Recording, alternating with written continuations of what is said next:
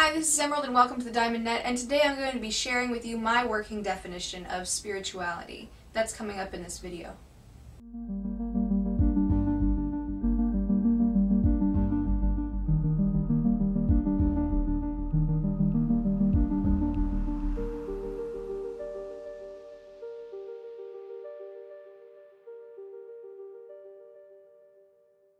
Alright, now when I use the word spirituality, there are many associations that might come up from that. Like you might think of a particular religious doctrine, or maybe religious doctrines in general, or you might think of the chakras, or you might think of maybe some kind of quasi-paranormal phenomena, or maybe there's just a general notion of like a connection to a higher power of sorts. But I want to illuminate a little bit more of what I think about spirituality.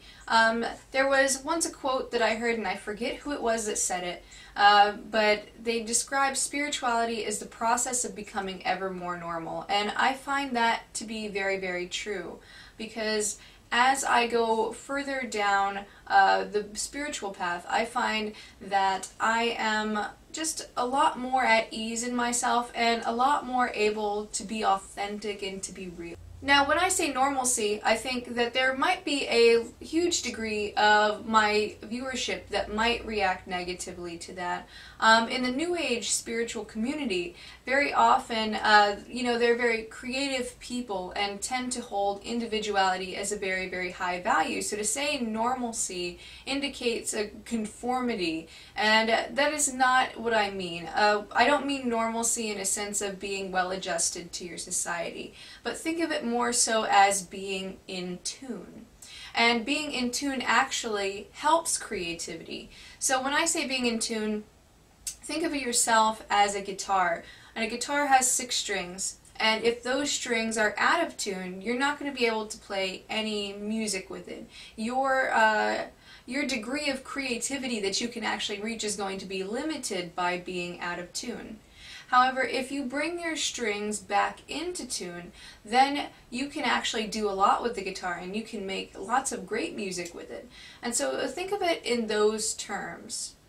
Now, given that we live in a world of many cultures, and right now we live in a very global society, and those cultures are closer together than they ever have been, there is a litany of different religious and spiritual practices that you can choose to go down this path. There are like 1,000 ways to get to that one destination.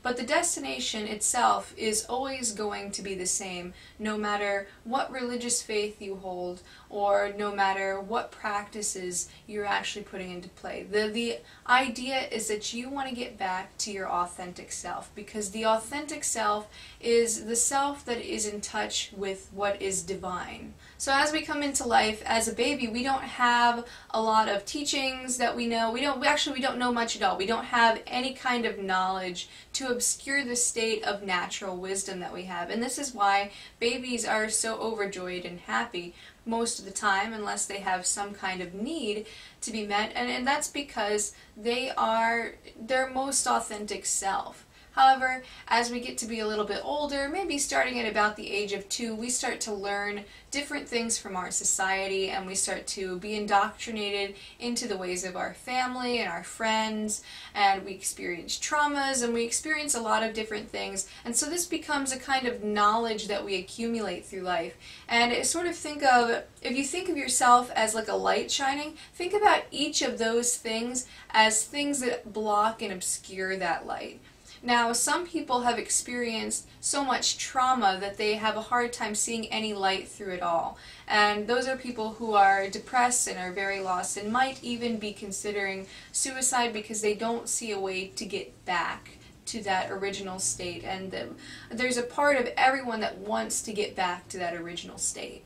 So spirituality is a means of systematically removing those barriers to authenticity via particular spiritual practices.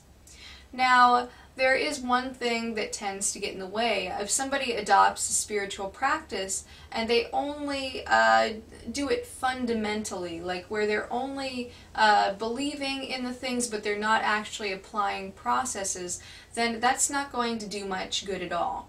So when you're doing a spiritual practice, you want to make sure that practice is actually part of it. You want to make sure that if you're deciding to do prayer or meditation or shadow work or any other process like that, you want to make sure that you're actually committing to those practices themselves and not just believing in those practices, because the belief themselves is just going to be more knowledge on top of that light. So this is why very often, if you've ever met somebody who is very fanatically religious, or somebody who really has no open-mindedness at all to any beliefs other than their own beliefs, this is why they seem like the least spiritual people on the planet, because they actually have a barrier there. They do a lot of thinking about God, or they do a lot of thinking about their beliefs, but they're not actually doing. So doing is a big part of spirituality for my definition. So if we're thinking of becoming ever more normal, getting ourselves into tune, we actually have to tune the guitar instead of just believing that we should tune the guitar, or thinking about tuning the guitar, or drawing a picture of tuning the guitar. We actually have to have a hands-on experience. So in my spiritual practices, it's actually a practice. So in this way, spirituality is actually acting as a counterbalance to what you're experiencing in your daily life. So in daily life, you're expected to play different roles. Maybe you're a parent or a teacher, or maybe you work as a firefighter, or whatever types of masks and hats you have to wear. You know, you might start to relate those things back to yourself. However, if you really look inside, there's nothing in you that is any of those things. You know, those are things that have been placed on top of you. Those are concepts. And while on the lower level it might be true that you're a parent or a teacher or a firefighter, there's no essence of parent, teacher, or firefighter in you. So it's all about getting back in touch with what's true for you. And I think many times people who follow along with particular organized religions tend to lose sight of this, because their religion becomes another extension of that mask, because they just add that identity to that list. So instead of just being, oh, I'm a parent, a teacher, a firefighter, I'm also a good Christian, Muslim, Buddhist, etc., etc., etc.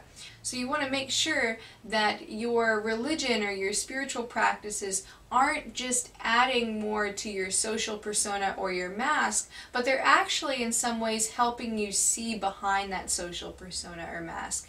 And I think that that is the wisest way to use a spiritual practice. And so that is my working definition of spirituality. It's the process of bringing yourself in tune with what you really are. It's the counterbalance to all the masks and hats that you have to wear. It's the ability to see behind that mask or underneath that hat and really be yourself. And so this is why at the end of every video I say, keep becoming more you.